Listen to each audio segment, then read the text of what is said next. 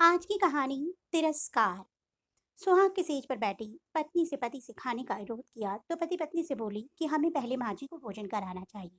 पर पति ने पत्नी की एक न मानी। आखिर बहस इतनी बढ़ गई कि पत्नी ने उसी रात पति से तलाक लेने का सोच लिया और इस तरह उनका तलाक हो गया। तलाक के बाद दोनों ने दूसरी शादी कर ली।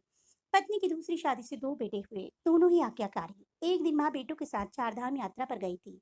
यात्रा के दौरान एक दिन बेटे माँ से खाने का अनुरोध कर ही रहे थे कि माँ की नजर एक बूढ़े भिखारी जैसे इंसान पर गई जो उन्हें ही देख रहा था। माँ को उस पर दया आ गई। माँ ने बेटों से उसे नहला धुलाकर साथ में भोजन करने को कहा। बेटे जब उसे नहला धुलाकर लाए तो माँ पहचान गई कि वह उसका पहला पति है।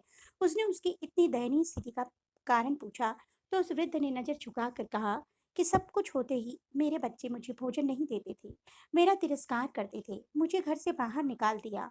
उस स्त्री ने उस वृद्ध से कहा कि इस बात का अंदाजा तो मुझे तुम्हारे साथ सुहागरात को ही लग गया था, जब तुमने अपनी माँ का तिरस्कार